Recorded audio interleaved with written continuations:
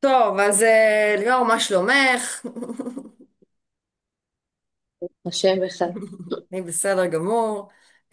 אז סיימנו את הקורס בקרימינולוגיה של 16 שעות שבועיות, ורציתי ככה לדעת איך את מרגישה, מה את חושבת, איך חווית את זה. קודם כל הקורס כאילו מעניין ברמות. אמרתי לך, אני לא בן אדם שאוהב ללמוד, אבל איכשהו מצאתי את עצמי רק מחכה לשיעורים ולא רוצה שהם ייגמרו. ולמדתי מלא, המון המון דברים. גם בכללי חשבתי ללמוד את הקרימינולוגיה וכל זה, וזה רק חיזק לי את זה עוד יותר שאני חייבת ללמוד את זה. לא רק רוצה, חייבת. וזהו, והיה לי ממש כיף. והיה גם שיעורים של עורך דין, והיה גם שיעור של עדות, ואני כמובן, כאילו, איך היה לך עם העורך דין, איך היה לך עדות, עדות זה הכוונה גם לאישה עורך דין, הוא היה ממש חמוד. שהעידה על עצמה. סליחה?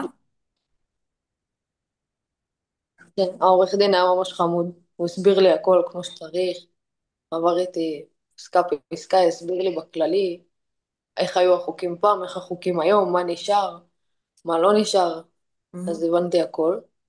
והעדות גם, מאוד חשוב. כן, היה גם ממש מעניין, כאילו, לראות איך בן אדם שישב בכלא לצורך העניין וזה, איך הוא הגיב לתנאים של הכלא ומה היה אחר כך, איזה תהליך שיקום הוא עבר, אוקיי, היה אז ממש מעניין. טוב, ליאור, תודה רבה. אז אני מבינה שסך הכל היה לך כיף ומעניין, אז אני ממש שמחה מה? אמרתי כן מאוד. אז אני ממש שמחה שתרמנו. ותודה רבה לך, היית גם אחלה סטודנטית. וכמו שאמרנו, אנחנו יכולים לצ'פר גם תודה. בבקשה, עם השטח, ויהיה לך עוד מפגש שטח בשבוע הבא.